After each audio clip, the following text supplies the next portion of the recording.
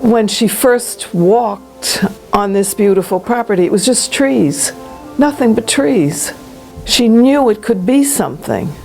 She knew she was in the company of women who could make it happen, and they did. Her life, her vision, and the vision of Mercy College are one and the same. A philosopher, a thinker, a scholar. She showed me how you can touch a lot of people and help people be successful. But she's still done the work of God that she wanted to do here at the college. She's a grow for a reason. It's not just her green thumb, but it's in the classroom as well. Indoctrination.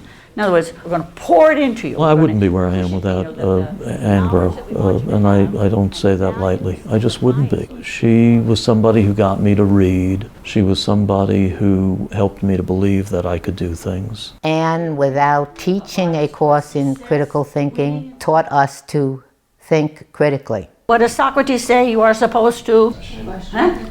Question and think for yourself, right? Mr. Keating, think for yourself. She relates a lot to the real world. Any field you work in is going to raise questions that make you have to think of your morality. He would say to me, I never felt smart.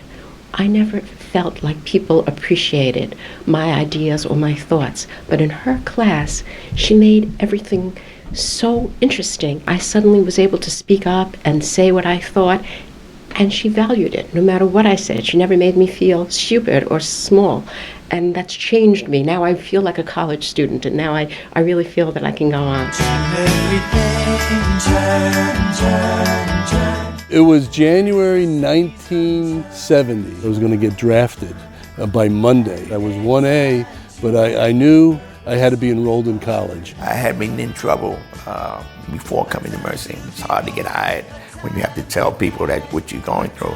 And I met some very nice people on the Sunday, and Anne Grow was one of them. And by Monday morning, I had my paperwork. I was enrolled at Mercy. She asked me would I want a job working there. I said, oh, yeah, definitely. It surprised me, her, taking a chance on me. Black guy, I wasn't as close as, let's say, that time with white people. Now I'm at Green Chimneys. I'm the executive director. I'm in human services. I didn't think how it would impact me, but it changed my life. Sometimes you need people that can move mountains. And I always thought of her like that. And I became a history teacher. And Anne Grow saved my life. I kind of think of her as the friendly neighborhood volcano next door. Most of the time, she sits there in harmony with the community below. And then every once in a while, she erupts in spectacular fashion. She had a bit of that Irish passion, and she could sometimes lose her temper. She was not afraid to say something that wasn't politically correct. At meetings, you'll find her either rolling and or looking at her watch and saying, oh. She is impatient with people who waste time. Except if they waste it having fun. But that's not a waste, that's a good use of time. What's a feeling to do? If her hair was black and her eyes were blue.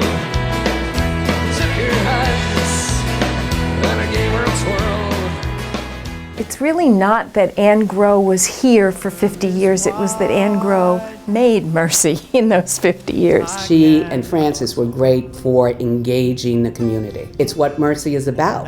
Leader. Spirited. Powerful. Inspirational. Selfless. Wise. Experience. Authentic.